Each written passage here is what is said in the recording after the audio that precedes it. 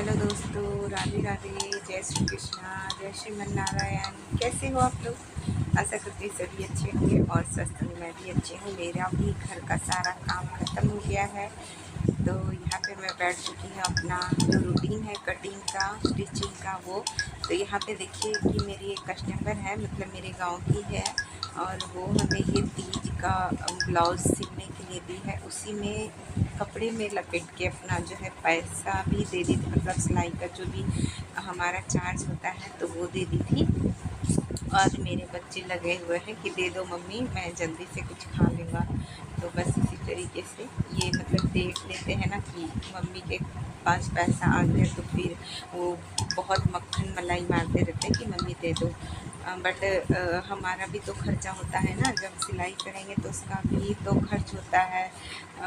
जैसे hook button लाना पड़ता है या फिर धागा वगैरह, तो उसके लिए भी थोड़ा देखना पड़ता है। लेकिन अगर ये लोग को लाने भी देंगे ना, तो ये फिर मतलब होते हैं बच्चे बहुत नटखट होते हैं, कितना भी बड़ा हो जाए अपना नटखटपन नहीं छोड़ता है। आखिर में वो लेके ही छोड़ता है। अगर वो देख लेता है कि मम्मी के पास पैसा है, आया है मम्मी का सिलाई का, तो फिर वो लेके ही छोड़ता है। चाहे वो पूरा ले या फिर थोड़ा ले, लेकिन लेगा।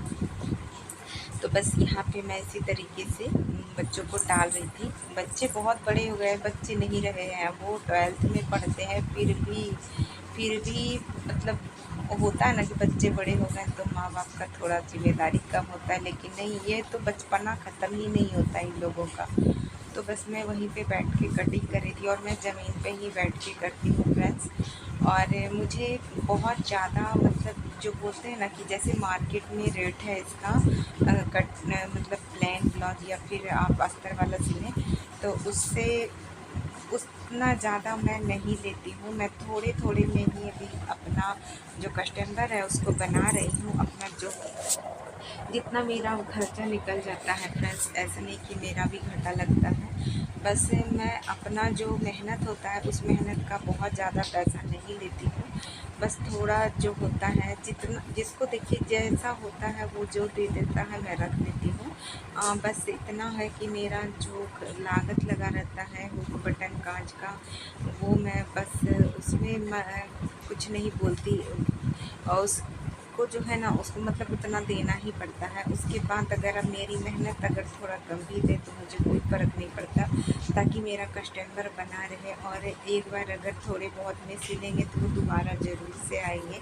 और दो बात होती है कि अगर आप अच्छी मतलब बढ़िया फिटिंग देते हैं या फिर बहुत सुंदर ब्लाउज़ बना के देंगे और कम लागत में देंगे, मतलब अगर उनका कम खर्चा होगा और ब्लाउज़ भी सिलाएगा बढ़िया, तो वो हमेशा आएंगे। वो रोड पे जाना पसंद नहीं करेंगे। तो बस यही है, मैं बस अभी ऐसा ही कर रही हूँ और हमेशा चाहती हूँ कि बहुत ही बेहतर, बहुत ही मतलब अच्छा अपना इमेज बनाऊँ और अच्छे से अच्छे ब्लाउज बना के दूँ, ताकि उन लोगों का फिटिंग में कोई भी दिक्कत ना हो। और अगर फिटिंग में दिक्कत ना होगा तो फिर ये हम लोगों का पक्की कस्टमर बन जाएंगी। तो फिर इसी के लिए मैं बहुत ज़्यादा पैसा भी नहीं लेती हूँ, क्योंकि रोड पे इसका बहुत ज़्यादा कीमत है। अभी ब्लाउज़ का बहुत बहुत कीमत है इधर हम लोगों के इधर। आप लोगों के इधर क्या है पता नहीं, कमेंट करके ज़रूर बताइएगा।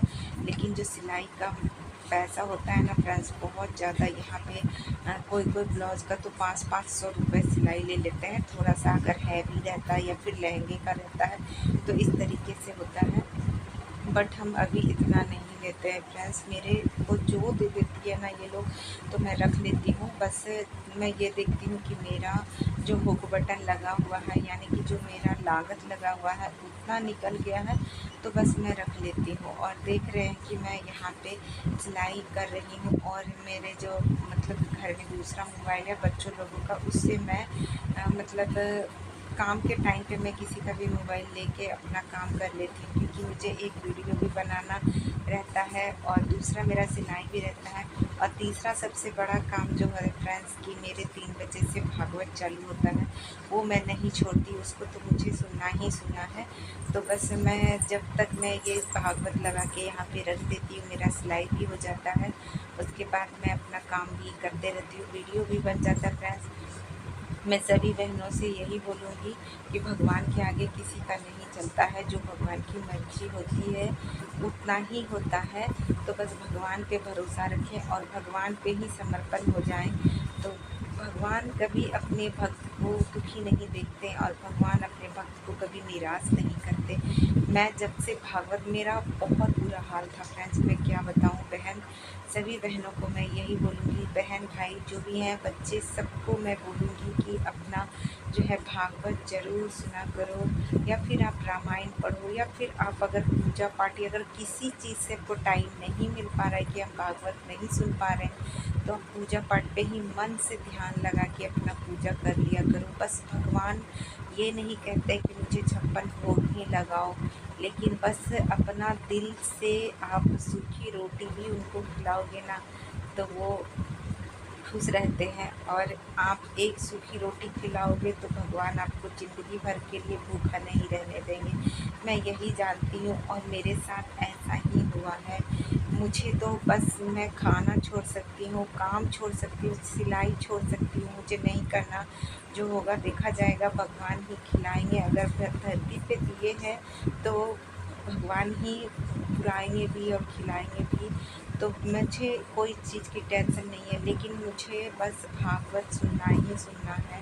मुझे सुनना बहुत अच्छा लगता है और जब मैं सुनती हूँ तो मैं क्या बोलूँ, मेरे घर में किसी को कुछ भी पसंद, पूजा पाठ का तो नाम भी पसंद नहीं था, लेकिन मैं जब मोबाइल अपना भागवत लगा के बैठती हूँ और बैठ के मैं अपना साइड से अपना काम भी करते रहती हूँ और बस कानों में हमारा भागवत का जो है ना वो जाते रहता है। बस मुझे उनकी आवाज़ जाना ही चाहिए मेरे कान में। बस मेरे साथ यही है कि मैं सब कुछ छोड़ सकती हूँ, भागवत सुनना नहीं छोड़ सकती। और जब भी मतलब अनिरुद्धाचार्य जी का भागवत का कथा आता है तो बस मैं 3 बजे से लगा के बैठती हूँ, साइड से काम भी करते रहती हूँ। और जब से मैंने ये फ्रेंड्स घर में भागवत लगा के सुना, मेरे घर का तो हर चीज़ ही बदल चुका है। मतलब मैं क्या बताऊँ कि मैं क्या थी और क्या बन गई सुन के। और जो चीज़ मैं चाह के कर नहीं पाती थी, मैं करना चाहती थी, कर नहीं पाती थी, लेकिन जब से मैं ये सुनती हूँ, मैं मतलब कि मैं जब से शुरू की तो मेरा काम खुद ब खुद होते गया और मैं खुद आश्चर्य रह गई कि ये तो मैं कभी मतलब सोचती थी कि ये कैसे करूँगी, ये मुझे करना है, लेकिन मैं कभी मतलब सोच के भी मैं नहीं कर पाती थी, क्योंकि मैं नहीं कर पाती थी। बस यही था कि मैं नहीं कर पाऊँगी वो।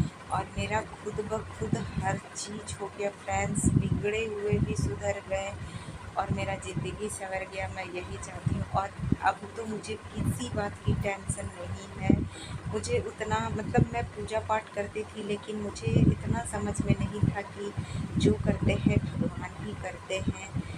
लगता था कि मैं करती हूँ, मैंने किया है, लेकिन नहीं। जब से मैं भागवत सुन रही हूँ ना फ्रेंड्स, मुझे हर बात का ज्ञान खुद ब खुद, क्योंकि वो खुद ही एक क्वेश्चन और आंसर भी है। आपका क्वेश्चन, हर क्वेश्चन का सवाल मिल जाता है, हर आंसर मिलेगा उस उनमें जब उनको सुनिएगा, और आपका समस्या का हर समाधान खुद ब खुद हो जाता है। मैं क्या ही बोलूँ फ्रेंड्स, मैं जो भी बोलूँगी कम ही बोलूँगी। और बस मैं इसी तरीके से, आप देख सकते हैं, मैं जब वीडियो बनाती हूँ तब मैं दूसरा मोबाइल बच्चों लोगों से ले लेती हूँ और वीडियो बना लेती हूँ, कभी बच्चों के मोबाइल में, कभी किसी के मोबाइल में। और अगर मैं नहीं सुनती हूँ तो बस अपने मोबाइल में, मतलब सिलाई का वीडियो नहीं रहता है तो मैं खुद के मोबाइल में ही सुनती हूँ। बस मुझे सुनना है तो सुनना है, मैं हर चीज़ नहीं कर सकती, लेकिन मुझे भागवत छोड़ दो ऐसा हो नहीं सकता। मुझे सुनना है, बस सुनना है, क्योंकि मुझे बहुत अच्छा लगता है। मेरी तो ज़िंदगी पलट गई, काया पलट गई, मैं क्या ही बोलूँ।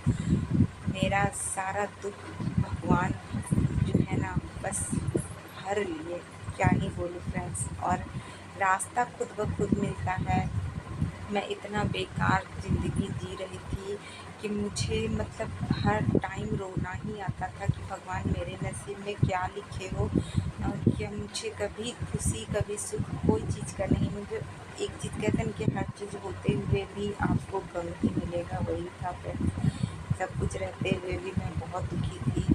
और क्या बताऊँ, मुझे मतलब मैं ना हँस पाती थी, ना रो पाती थी, ना किसी को सुना पाती थी, ना किसी के सामने रो पाती थी।